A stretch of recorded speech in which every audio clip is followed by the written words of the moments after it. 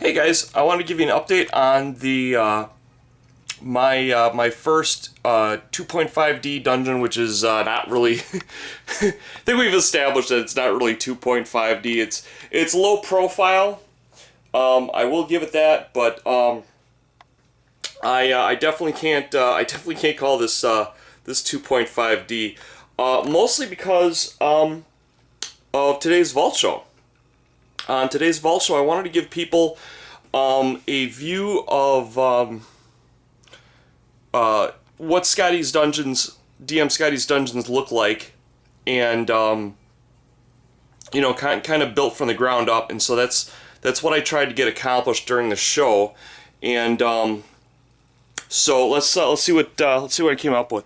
As you know, he likes working with double ply, and that's kind of like 1.5 ply, but it's actually double ply.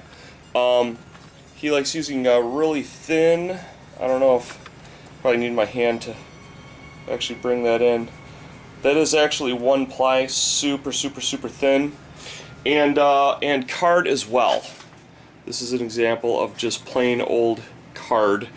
And during the show, what I came up with was this. Now this is actually taken from a map that you can find on the D&D Insider. It's the Lich Queen's Beloved map, and I really love the what this was built around. Let me show you what the drawing was that this was built around. It's super cool. Check that out. It's a really super impressive looking picture, very inspirational, and so that's kind of what gave me my idea to work on this. What I did was I drew out this base piece and then cut it out, and then I took the same piece, I overlaid it on another piece, and then I traced out the inside wall piece, and then I cut it out. This is the actual inside wall piece, so you can kind of see how I did that. I did it kind of in one shot as opposed to multiple shots. If you've got a lot of cardboard and you don't mind burning it up doing wall silhouettes, that's great. If you don't have as much cardboard, you're going to want to actually cut this to fit. So it's strictly based on what you've got to work with. As you can see, it's got some arrow slits. I wanted to give it a little bit of color, so I raised up the arrow slits, I cut out card, and that raised it, and then I took a red and I just highlighted it. I used Scotty's method of putting texture on it with hot glue. Which does a really nice job. Gives it a really solid vertical look.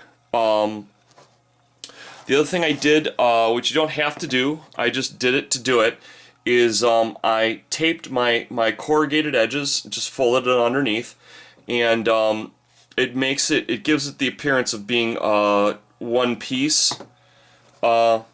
So that's kind of nice. You know, it's entirely your call, whatever it is you want to do. That's the great thing about Scotty's method. You can add or subtract as much as you want. I could easily see someone going in a minimalistic fashion and saying, "Hey, this is my room. Boom. I'm not even going to put up any walls or anything. Maybe they'll just lay down a bead of hot glue around it, and that's the wall."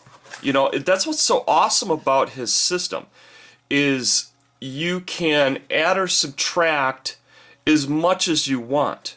Its concept is so flexible.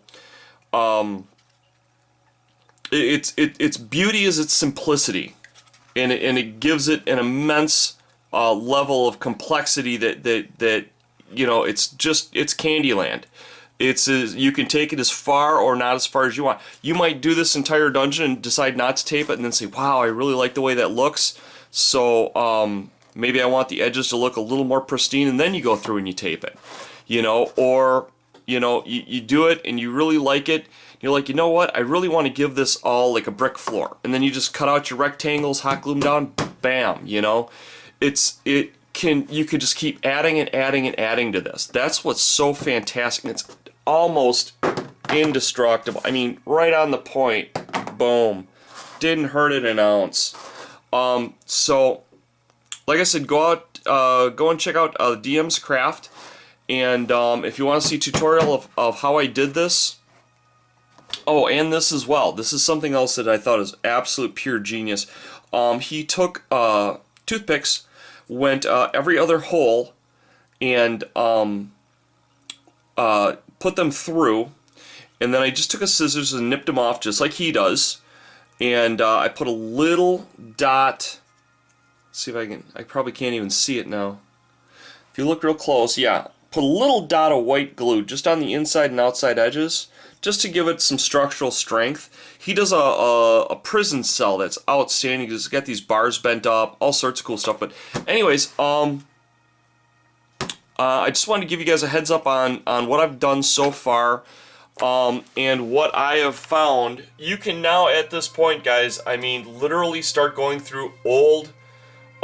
If you type in Dungeons and Dragons maps on Google, you will find hundreds, absolutely hundreds of freaking dungeon maps. And if you run across something you really like, you can totally use DM Scotty's method to make it for like next to nothing. I mean, pennies if you want. So that's a heads up on where I'm at, and just to kind of show you more of what a true.